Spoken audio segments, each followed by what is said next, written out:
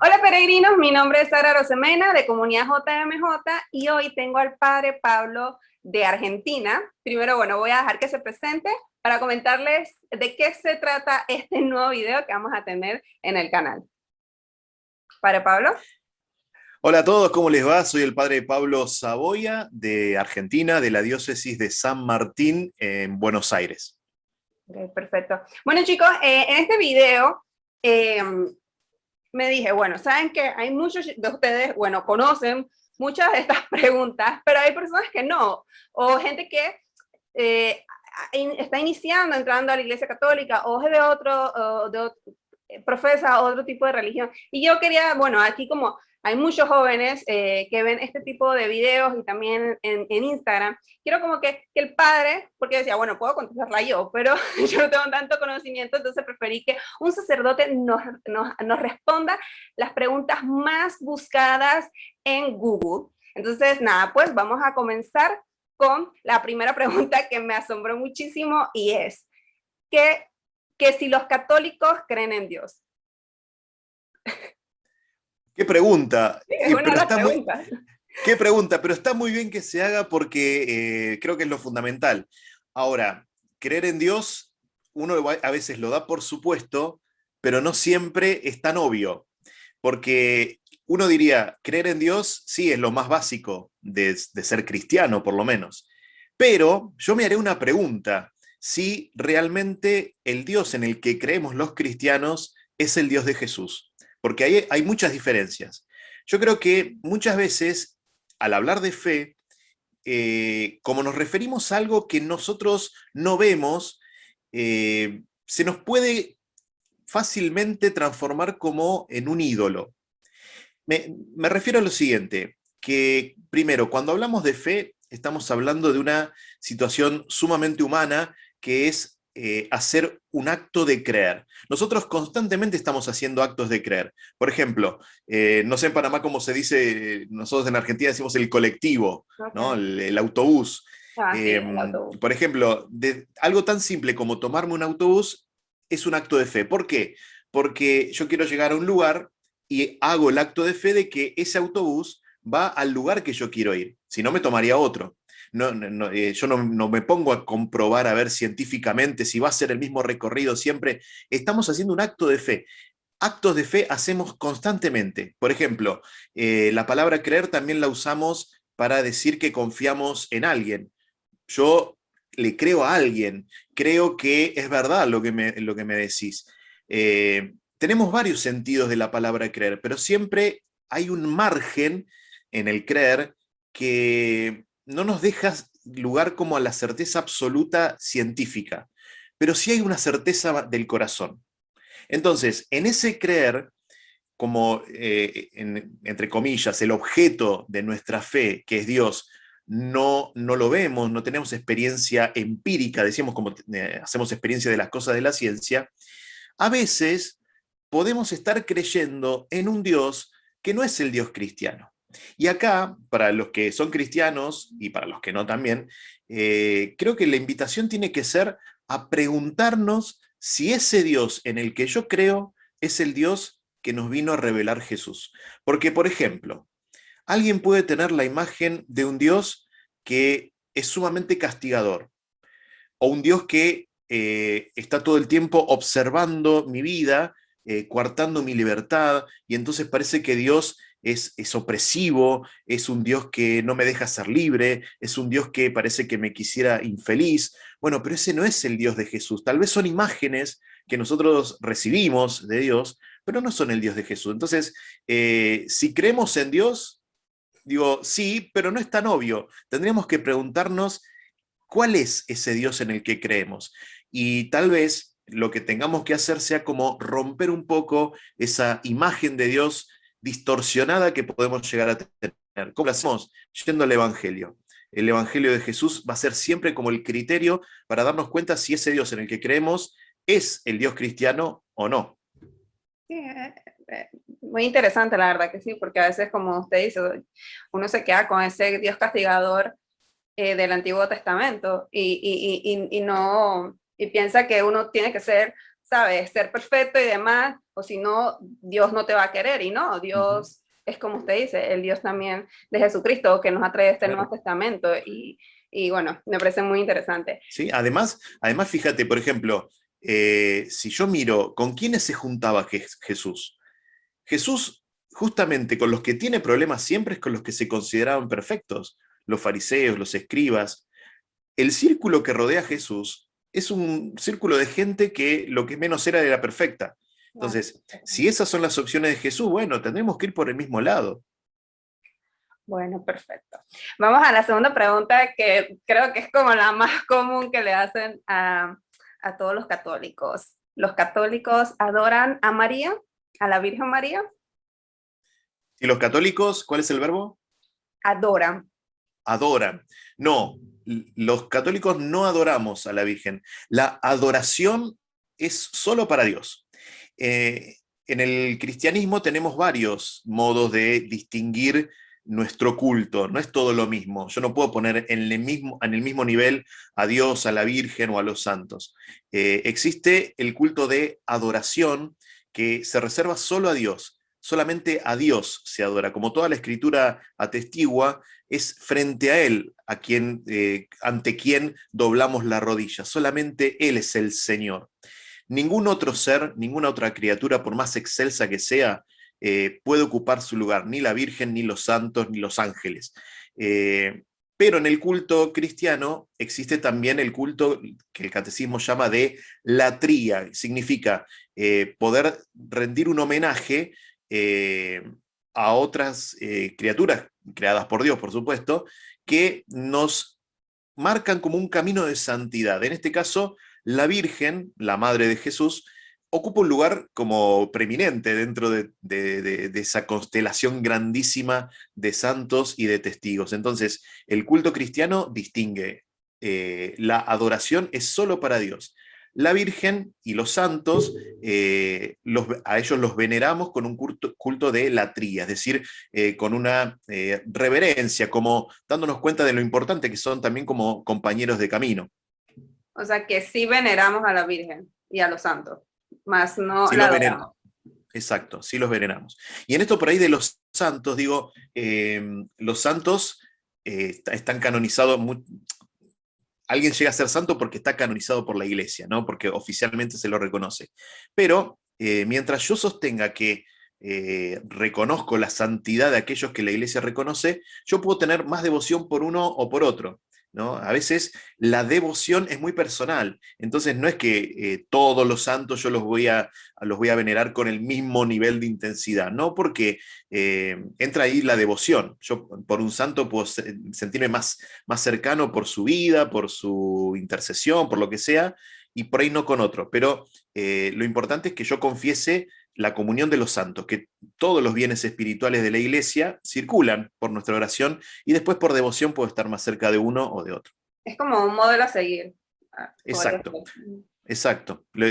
Los santos, perdón, ¿no? El catecismo dice que cumplen como dos funciones en la iglesia. Por un lado, los santos canonizados son intercesores, son aquellos que ruegan a Dios por nosotros. Y segundo, son modelo de vida. Es decir, la vida de un santo me puede estimular a mí a buscar también la santidad en un estilo de vida parecido o en otro, ¿no? Ok, perfecto. Y hay otra, bueno, la tercera pregunta tiene mucho que ver con esa confusión de que hay, de que si los católicos, están nuestros hermanos, los protestantes, que sí, o sea, porque a ellos normalmente en el día a día se le llama cristianos y a nosotros se nos llaman católicos. Entonces la pregunta es, ¿los católicos son cristianos? Los católicos somos cristianos, los protestantes son cristianos, los metodistas son cristianos, los ortodoxos son cristianos. Todos aquellos que confiesen a Jesús como Mesías, como Redentor, son cristianos. Y hay muchas confesiones cristianas, no solamente la Iglesia Católica Romana.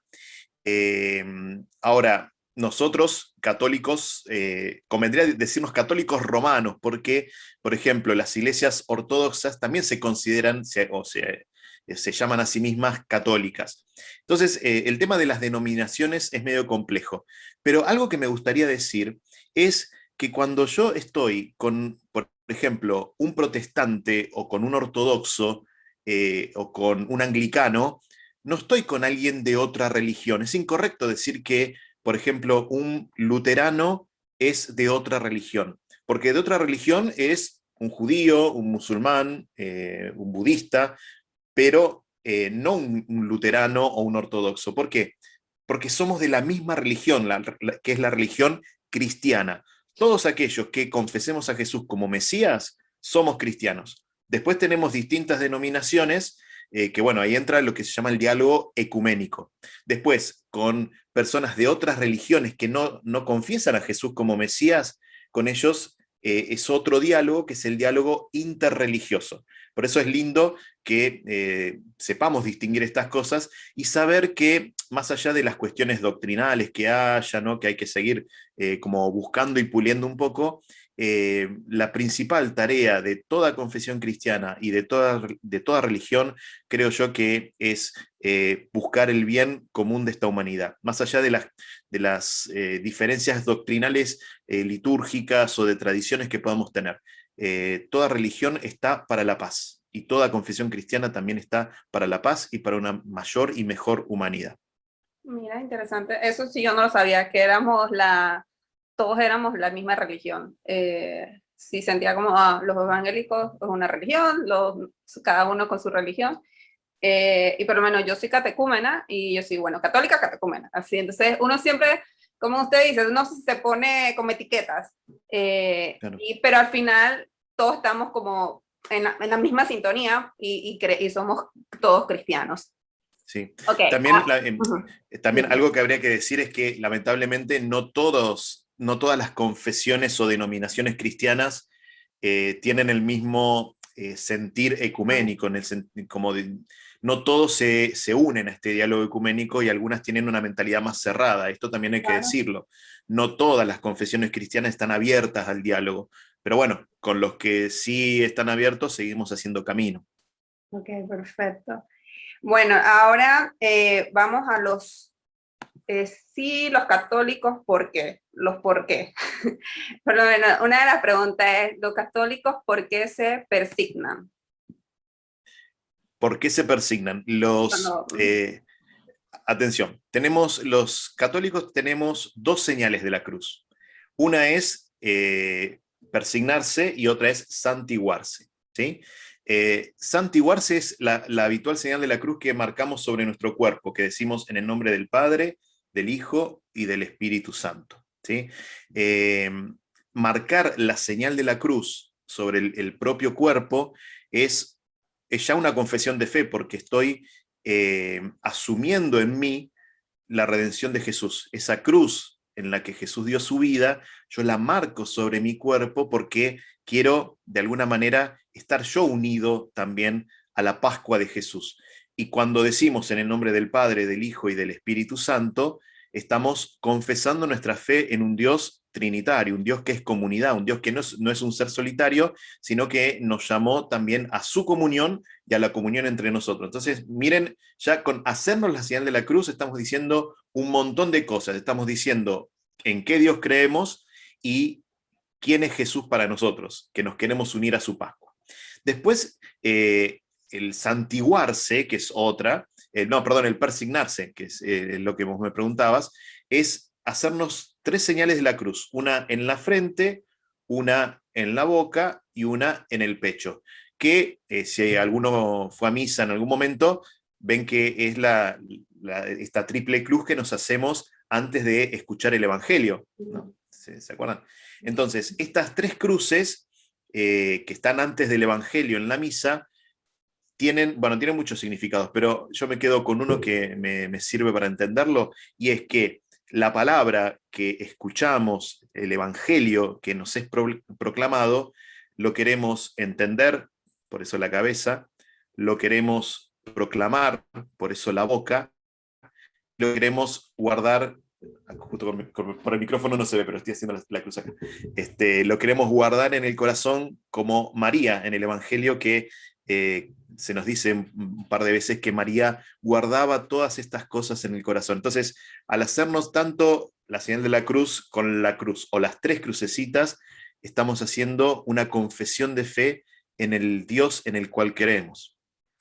Pero una pregunta ya personal mía. ¿Es Sí. necesario cuando paso frente a una iglesia hacer alguna persignación o algo específico? Porque yo veo que lo hacen y yo siento muy personalmente como que es un hábito, pero no sé si realmente es algo necesario como yo, como católica.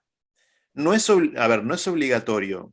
Es un signo que por ahí ayuda a entender que estamos delante de un lugar sagrado. Ahora, no está mandado como obligatorio, no es que hay que hacerlo. Okay. Y además, pienso, si va a ser solo una costumbre por hacer algo, y bueno, mejor no hagamos nada, porque como todo en la fe, lo tengo que hacer conscientemente y queriendo hacer eso. Si va a ser solo por costumbre, no tiene sentido. Si lo hago, lo tengo que hacer para darme cuenta de la presencia de Dios, no solo en el templo por el cual estoy pasando, sino también en mi vida. Claro, total. Bueno, la otra pregunta es que esto dice, ¿por qué los católicos no dicen Jehová? ¿Por qué los católicos no decimos Jehová?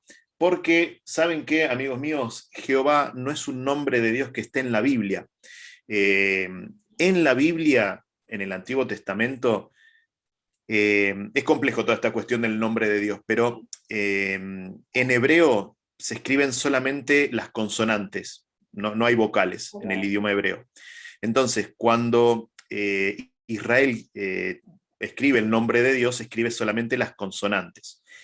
Eh, en la tradición judía tenemos además el ingrediente de que el nombre de Dios no hay que decirlo, a Dios no se lo nombra, ¿no? Porque por eso está ese mandamiento, no tomar el nombre de Dios en vano. A Dios no se lo nombra, entonces esa palabra quedó como impronunciada.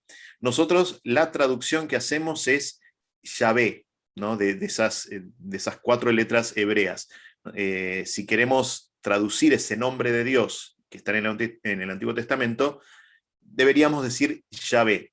¿Qué pasa con la palabra Jehová? Jehová es más complejo, ¿no? Pero sería las letras, las consonantes de Yahvé con las vocales de la palabra Adonai, que significa Señor. ¿Sí?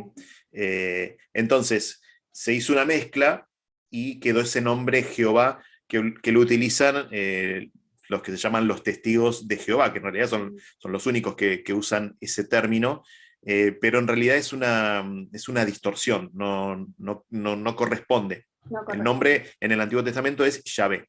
Ya veo. Okay.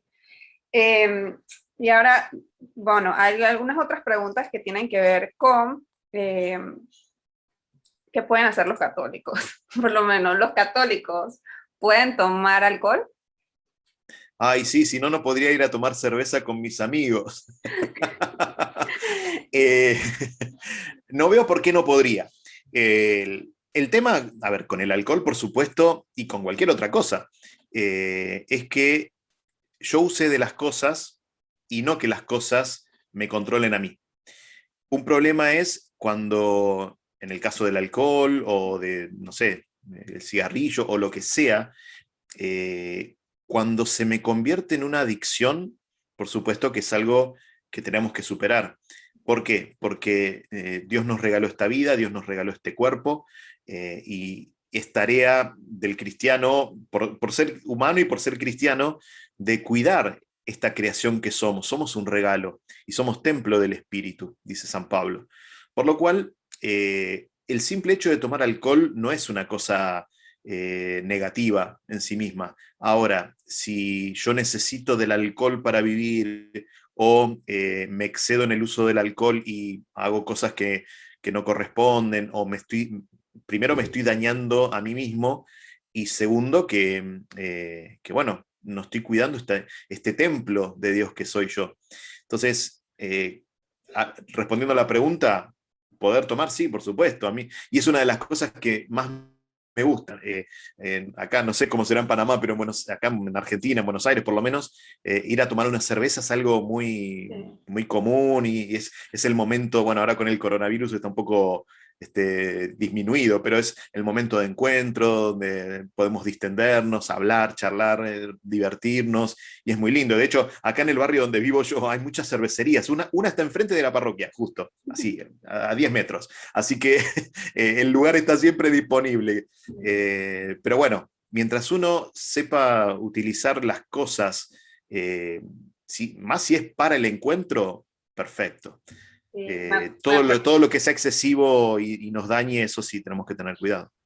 a veces uno se va por el moralismo. Me acuerdo una vez que nos invitaron a una boda y el sacerdote fue, el sacerdote estaba bailando, el sacerdote estaba tomando vino, y sabes, y yo de niña, yo como que, ¿por qué el sacerdote hace eso? Pero al final del día, digo, ya creciendo y todo, ya puedo entender de que eso al final del día, como usted comenta, no tiene nada que ver una cosa con la otra. Claro. Y bueno, también otra de las preguntas que es de los que los católicos pueden, el tema del yoga, de la meditación, de todo esto súper, como, bueno, no sé si se llama espiritual, ¿entienden el punto? Como que Sí. toda esta onda, si los católicos podemos. Mira, en todo lo que sea terapias alternativas, cuestiones de medicina alternativa y otras cosas, hay que hacer un discernimiento, yo creo que sin alterarse ni nada. Eh, Hay técnicas que, por ejemplo, técnicas de yoga, que son muy buenas inclusive a nivel físico para ciertas personas, los estiramientos y los movimientos, inclusive para bajar la ansiedad. Es como que si uno los toma como técnicas, yo no veo por qué no podrían ser. Porque de hecho hay muchas tradiciones de otros lugares que por ahí tienen una sabiduría sobre el cuerpo, sobre los movimientos, sobre los ritmos de vida, nosotros que vivimos con ritmos tan alocados. Entonces yo diría, si uno las toma como técnicas para estar mejor corporalmente, para, no sé, bajar un poco la ansiedad o demás, yo no veo por qué. Tal vez la confusión viene cuando se nos mezclan a nosotros, tal vez por no estar formados o por no estar atentos, cuando se nos mezclan como cuestiones que tienen que ver más con una filosofía o con ciertas doctrinas religiosas que a veces se meten en estas técnicas, y entonces por ahí un cristiano medio distraído tal vez empieza haciendo yoga y termina creyendo en la reencarnación, por ejemplo, ¿no? Entonces, eso uno tiene que estar atento. Una cosa es que yo aplique una técnica para estar mejor de salud y para estar, no sé, bajar la ansiedad, y otra cosa es que yo ponga mi fe, por ejemplo, en la reencarnación. Entonces, mientras uno las tome como técnicas que nos ayuden a crecer, que nos ayuden a estar mejor, yo no veo por qué no usarlas. Si se mezcla lo filosófico u otras cosas doctrinales, ahí hay que hacer un discernimiento. Claro, como perderse en eso, pues. Claro, claro, claro. Y bueno, esta pregunta que lo voy a hacer salía en los por qué, o sea, en en todos los verbos que ponía, salía.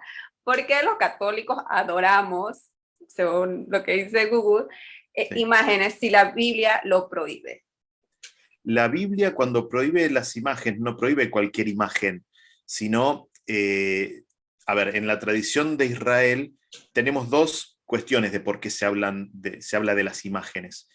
En primer lugar, porque en la tradición judía a Dios no se lo puede representar, porque lo importante es la palabra. A Dios no se lo puede ver. La espiritualidad judía está siempre basada en el escuchar. De hecho, fíjense cuando se habla de los mandamientos, o Dios en el Sinaí le da a Moisés los mandamientos, la introducción a los mandamientos es escucha Israel. Y yendo al ejemplo del mismo Moisés, se pone como una cosa excepcional que Moisés conversaba con Dios cara a cara. Era el único que podía estar con Dios, como dice el texto del Éxodo, como un amigo está con otro amigo. Eso pasaba ahí nada más, pero la tradición bíblica del Antiguo Testamento está súper firme en esto de que a Dios no se lo puede ver, ¿no? Porque el que ve a Dios muere. ¿Por qué? Porque es tanta la distancia con Dios que yo en mi nada, si me encuentro con esa santidad de Dios, es como que, no sé, me pega un rayo de tanta intensidad que quedo quemado, ¿no? Bueno, eso por un lado. Y por otro lado, el mandamiento de no tener imágenes tiene que ver también con los ídolos de los pueblos vecinos, que todos los ídolos en los pueblos vecinos tenían ídolos representados o con figuras humanas o con figuras de animales. Entonces, la prohibición de las imágenes tiene que ver pensando en no caer en la idolatría. Ujú. Ahora, yo digo una cosa. Primera cuestión. Cuando yo rezo delante de una imagen, ahora estoy hablando de mí, si Ujú. yo rezo delante de una imagen, evidentemente que yo sé que Dios o el santo o la Virgen no están adentro de esa imagen. Es como si yo creyera que en una foto de mi mamá está mi mamá ahí adentro de la foto. Yo ya sé que no está ahí. La imagen a mí me ayuda a entender o a recordar a mi mamá, por ejemplo. No sé, yo acá en el escritorio, mira, te muestro, tengo esta imagen que me encanta de San José dormido. No sé si lo llegan a ver. Sí, sí, sí, se Es ve. un, Está es un muy San José bonito. dormido que me encanta. Bueno, la imagen, yo ya sé que San José no está acá, obviamente, y yo no adoro la imagen. A mí la imagen me ayuda a recordar a San José. Y lo que diría es que la prohibición de las imágenes está en el Antiguo Testamento. Nosotros somos cristianos. Y la misma tradición del Nuevo Testamento nos dice que Jesús es imagen de Dios Padre. Nosotros creemos en un Dios que se ha hecho carne, un Dios que se ha hecho humano, un Dios que se ha hecho figura. Entonces yo no puedo mantenerme en el Antiguo Testamento, en esto de la prohibición de las imágenes, porque nuestro Dios quiso hacerse imagen. Él es la imagen del Dios invisible, dice San Pablo. Entonces, el tener imágenes es profundamente cristiano, porque el cristiano también reza con imágenes, porque Jesús es la imagen de Dios Padre. Buah, buena respuesta. De verdad, yo pensé que sí iba a ir por otro lado y me cayó la boca. Súper bien. No, porque es otro, o sea, yo sí había escuchado de por qué o por qué no. eh, pero sí, o sea, ha sido muy bien. O sea, y con palabras, pues, realmente bien, bien desarrollado. Eh, bueno, una de las preguntas que también siempre, bueno, hasta a mí personalmente, no buscando al buscador de Google, me preguntan, ¿por qué nosotros no comemos carne en Semana Santa o específicamente el Viernes Santo? La iglesia propone el ayuno, no, ayuno no, perdón, me equivoqué yo. La iglesia propone la abstinencia de carne, es otra cosa. La, Ujú. la abstinencia de carne en 2 días al año obligatoriamente y después se recomienda en otros. Los días que son de abstinencia y además ligado al ayuno son el miércoles de ceniza, cuando comienza la cuaresma, y el viernes santo, bueno, el viernes santo, en la Semana Santa. Después se recomienda la abstinencia de carne, ya no con ayuno, los viernes de cuaresma y si uno quisiera todos los viernes. En la antigüedad los cristianos tenían también los miércoles, bueno, era todos los miércoles del año, pero bueno, eso después fue cambiando. ¿Cuál es el sentido de la abstinencia de carne? Surge como en una época y en un lugar, digamos, en esta tradición más europea, si queremos, donde conseguir carne de vaca no era tan común, entonces el privarnos de la carne era una forma de penitencia, es decir, porque la carne parecía como un manjar demasiado costoso como para comerlo esos días, entonces la abstinencia de carne tiene que ver con la austeridad en el comer, ¿sí? Algunos lo relacionan también, el tema de la carne roja, con la sangre de Cristo, ¿sí? La realidad es que esto también yo creo que hay que discernirlo, porque, por ejemplo, si un cristiano es vegetariano, la abstinencia de carne no le dice nada, porque o sea, toda su vida no comer carne. Entonces, a esa persona o esas personas, o inclusive a los carnívoros, por ahí, el comer carne, está bien, no les significa mucho. Yo digo, si uno en esos días de penitencia y de recogimiento y de oración, el no comer carne es una forma de expresar mi adhesión a Jesús, mi penitencia, perfecto. Ahora, si, por ejemplo, yo no sé, el Viernes Santo voy a comer un pescadito, pero todo refinado y no sé qué hecho, de qué manera, y después mi vida sigue siendo un desastre y yo no, como dice la escritura, no ayuno de palabras hirientes, no ayuno de maltratar al prójimo, no ayuno de la injusticia, no tiene mucho sentido. Como te decía de la señal de la cruz, de nada sirve que yo me haga la señal de la cruz y después no tomo conciencia que estoy con Dios. Bueno, acá lo mismo. Si yo voy a hacer abstinencia de carne, pero eso no se traduce en mi vida de otra forma, y bueno, tendré que revisar qué estoy haciendo. Tal vez, no sé, digo por cosas que nos pueden costar más, inclusive.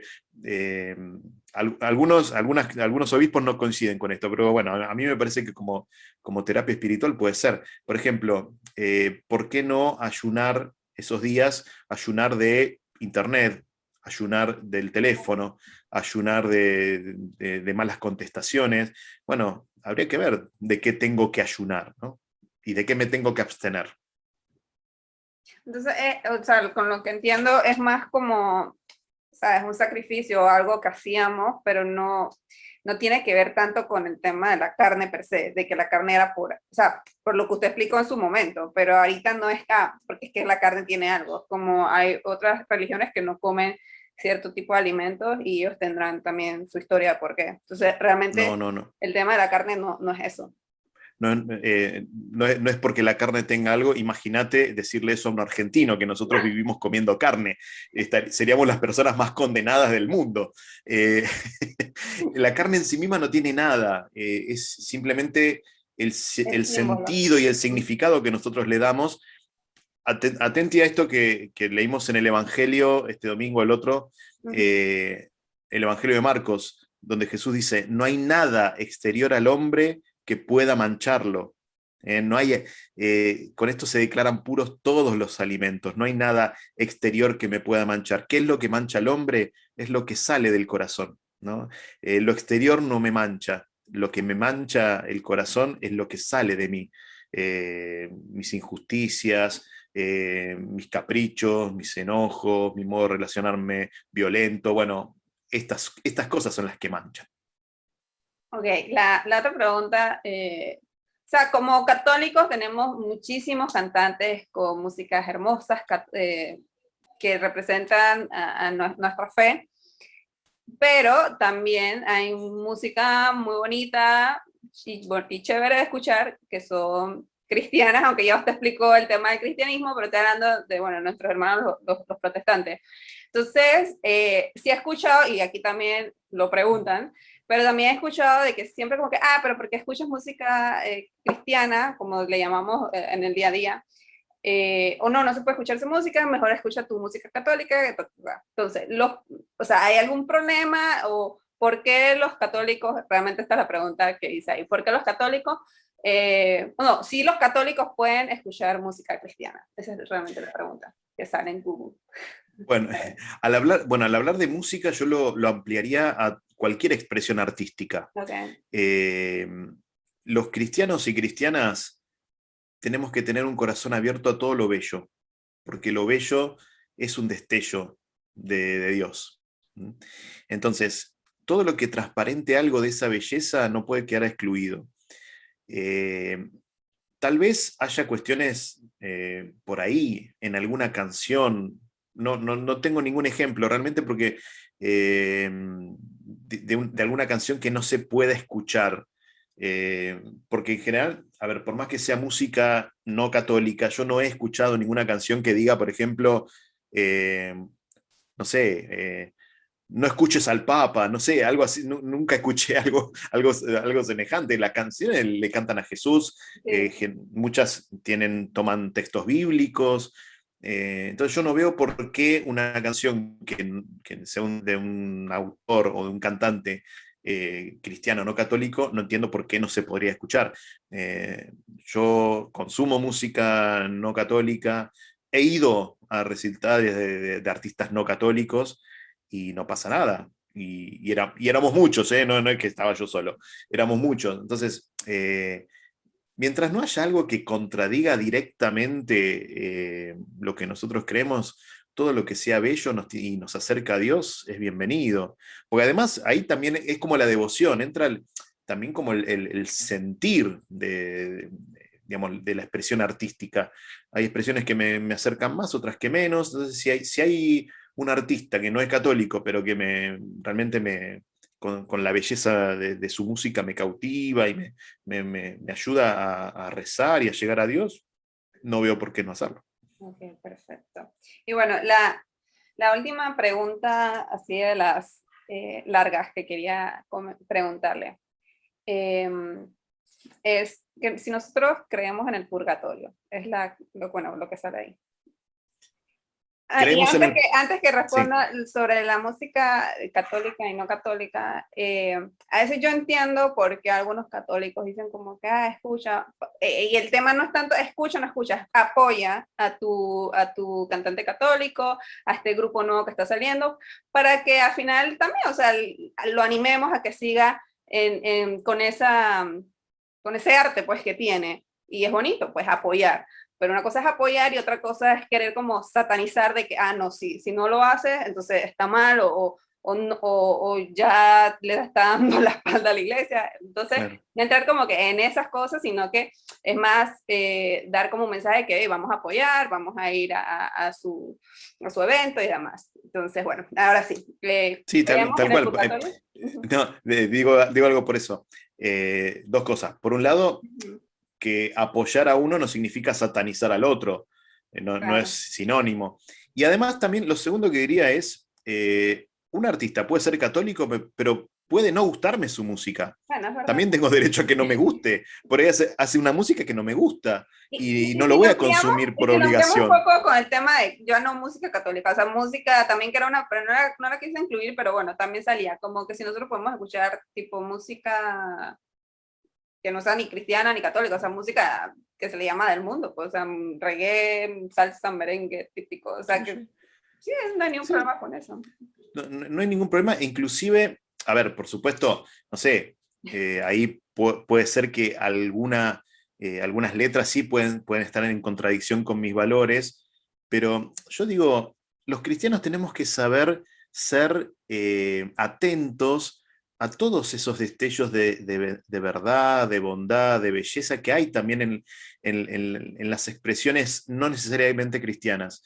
Hay muchos grupos de música, cantantes, autores, que hacen cosas muy bellas, no están hablando de Dios, Claro. pero hablan de cosas realmente humanas, realmente profundas, que están muy en consonancia con el Evangelio. Eh, no veo por qué, inclusive hasta yo me puedo quedar o me puede ayudar también a rezar una letra no católica y no cristiana, Ujú. más que una letra católica. Claro. Eh, yo no veo por qué tiene que ser problemático. Bueno, entonces pasamos a la última, que es de si creemos en el purgatorio. Vamos, el purgatorio, sí, es parte de nuestra fe, digamos, ¿por qué hablamos de purgatorio? Hablamos de como tres estados después de la muerte de la persona. Lo que llamamos el cielo, el infierno y este estado intermedio del purgatorio. La idea del purgatorio, ¿cuál es? Que para poder acceder a esta vida plena y feliz, que es la vida eterna, lo que llamamos el cielo, la Iglesia propone esta instancia de purificación total y plena antes de ingresar a la vida eterna. Ahora, el tema es que no sabemos cómo es eso, porque nadie estuvo y volvió para contarnos cómo es el purgatorio.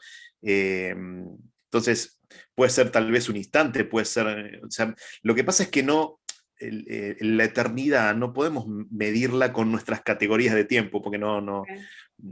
no cabe. Entonces, yo me acuerdo, había unas estampitas, hace muchos años, por lo menos acá en Argentina, unas estampas con oraciones, algún santo, no sé qué, que decía, vale por 300 días de purgatorio. Significa que si yo rezaba esa oración, Dios me quitaba 300 días de purgatorio. Bueno, no sé, esto de los días y de contabilizar, a mí no me cierra mucho porque no podemos medir en tiempo lo que no tiene tiempo. Pero bueno, básicamente el purgatorio sería como este paso previo a la vida eterna, al encuentro definitivo con Dios, donde, bueno, tenemos como esa preparación a un encuentro tan bello y tan hermoso que es la vida eterna con Dios. Ok.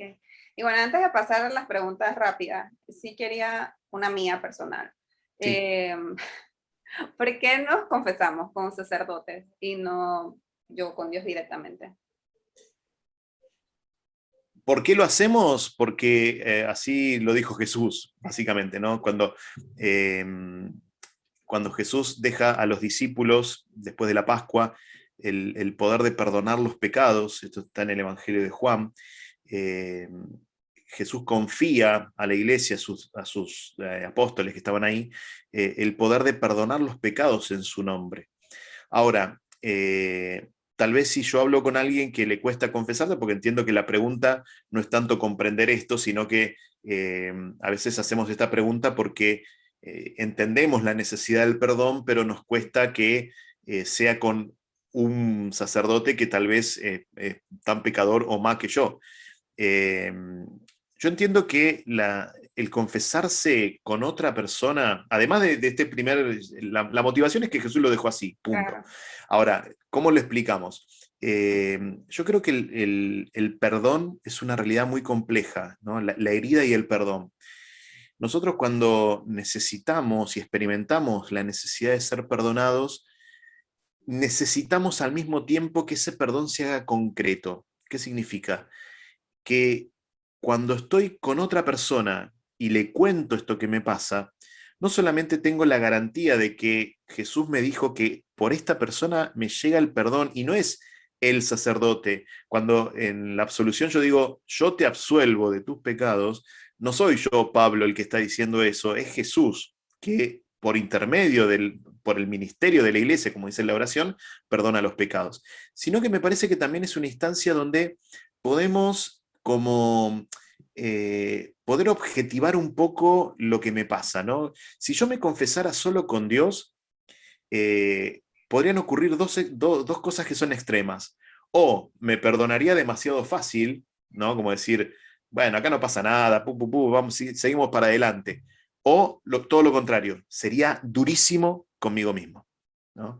Estos dos peligros, si yo lo hiciera solo con Dios, tengo estos dos peligros. En cambio, cuando estoy con alguien, no sé si te pasó que por ahí uno, no en la confesión, pero digo, a veces si yo tengo un problema y pienso en este problema y le doy vueltas y vueltas y pienso, y cuando hablo con un amigo y le cuento mi problema, digo, pero no era tanto. O sea, yo me hice, yo me hice más problema, era mi cabeza la que estaba dando vueltas. Bueno, algo parecido yo creo que está en el tema de confesarse con un ministro de la iglesia.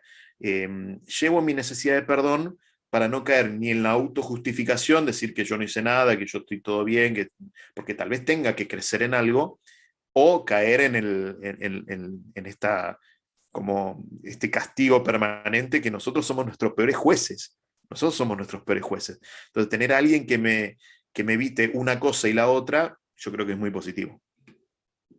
Ok, perfecto. Pero padre, yo sé que hay personas, y no estoy juzgando a nadie, pero hay personas como cometen un pecado, salen corriendo a confesarse. ¿Eso es lo que deberíamos hacer todos los católicos? ¿O es una cosa que a veces, claro, es algo que tenemos que hacer, ya, y porque nos manda Jesucristo?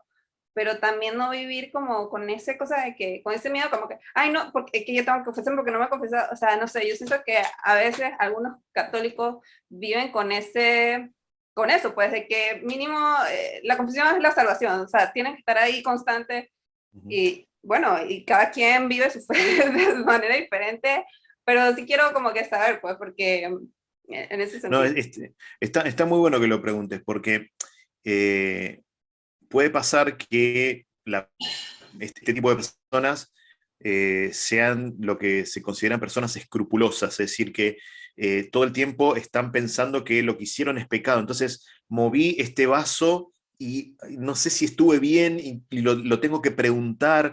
Entonces, es como una conciencia muy torturada todo el tiempo y por eso la necesidad de confesarse demasiado frecuentemente, ¿no? En esto está bueno que lo preguntes porque lo que la iglesia nos enseña es que a la reconciliación, al sacramento de la reconciliación, tengo que llevar los pecados que llamamos graves, ¿no? O si no tengo pecados graves, gravísimos, que por ahí no hice grandes cosas, pero ya pasó un tiempo considerable, que tampoco hay que decir cuántos días, no sé, Claro. pasó un tiempo considerable que no me confieso, bueno, hace bien que uno recurra a la confesión para descubrir un poco las raíces de su pecado y demás. Y al mismo tiempo descubrir que el único modo de perdón de los pecados no es la reconciliación. El sacramento, por supuesto, está para los pecados graves y yo tengo la certeza de que Jesús me está perdonando cuando soy absuelto. Pero, atención, la iglesia también nos enseña que, por ejemplo, en la oración personal, esto que vos decís con Dios, yo puedo pedir perdón. De hecho, el pedido de perdón es una de las formas que el catecismo enseña como oración. Cuando empezamos la misa, los que van a misa, el acto penitencial del principio está como pedido de perdón comunitaria. Las obras de caridad, esto los padres de la iglesia también lo dicen, la caridad cubre la multitud de nuestros pecados. Entonces, de los pecados, digo, cotidianos, de todos los días, entonces, no hace falta que yo me esté confesando todo el tiempo. Tal vez tengo otros medios de perdón de los pecados habituales, digamos, y reservar la reconciliación para los pecados un poco más graves o cuando necesito yo confrontar algo de mi vida, ¿no? Perfecto. Me queda muy clarito. Bueno, entonces a las preguntas rápidas. Bien. Ok. ¿Los católicos pueden tatuarse? Sí, a mí personalmente no me gusta, pero no me tatuaría nada, pero sí, sí, sí, sí. Ok. Pero digo esto nomás, ya sé que es corta, Sí, sí, pero sí, digo dale, algo cortito. tranquila, dígalo, dígalo. Uno se puede tatuar lo que quiera, pero lo más importante es que llevemos el nombre de Dios tatuado en nuestro corazón y como dice el profeta Isaías, saber que Él nos lleva tatuados en la palma de su mano. Perfecto. ¿Donar órganos? Sí, sí, ¿por qué no? Yo soy donante de órganos. Sí, sí, sí, sí, si ayuda a salvar vidas, sí, ¿Cremarse? sí. Antes no, hace algunos años la iglesia lo prohibía, pero desde hace ¿Y un por qué tiempo el sí. cambio? Ya que quiero Eh, que se entiendan.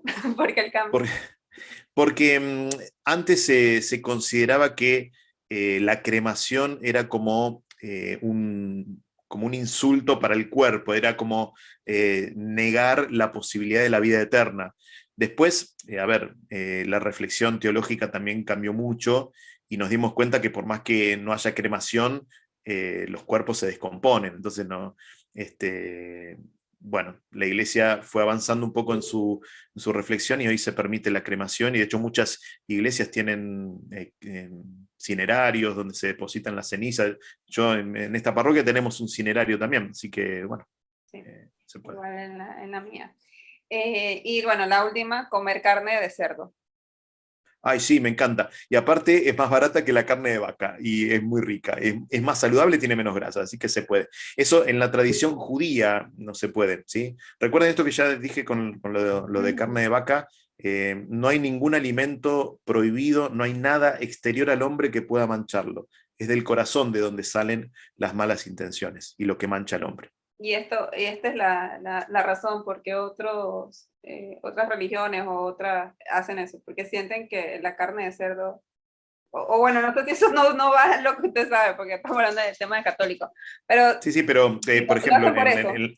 en la tradición judía, el cerdo es un animal considerado impuro. Ujú, eso es lo que Y más. entre otras cosas, por ejemplo, no sé si habrán visto la comida kosher.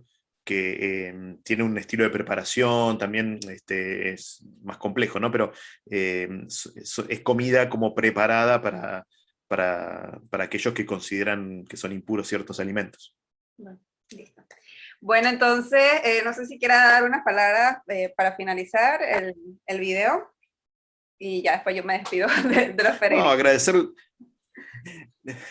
Bueno, no, agradecerle la invitación, este tiempo de conversación. Creo que en la iglesia necesitamos estos espacios de conversación y bueno, a disponibilidad para lo que necesiten. Si alguno quiere seguir estas conversaciones, le doy un poquito más de fuerza al canal de Instagram. Me pueden encontrar en Instagram como @PPabloSaboya, la P, la letra P. Y si alguno quiere, nos seguimos encontrando por ahí.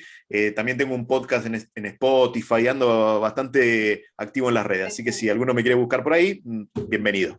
Sí, sí, escuché uno de los suyos y quería leer, quería escuchar el del dogma, a ver qué tal. Está muy bueno.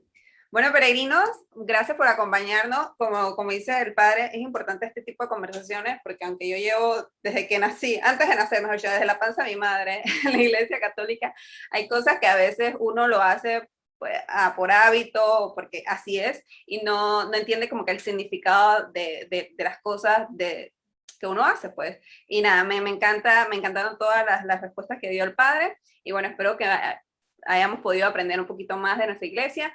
Y si alguna persona que no sea de la Iglesia Católica también pueda entender por qué o por qué no hacemos lo que hacemos. Y nada, pues haberle contestado estas preguntas que son realmente las más buscadas en español en Google. Y nada, pues le mando un fuerte abrazo, se me cuidan. También a mí, bueno, nos pueden seguir en Comunidad JMJ y también voy a ponerle abajo el blog donde vamos a estar compartiendo también las guías de viaje todavía no lo tenemos listas, pero pronto, para viajar a Lisboa 2023. Se me cuidan, chicos. Chao, padre, muchas gracias. Gracias. Bye.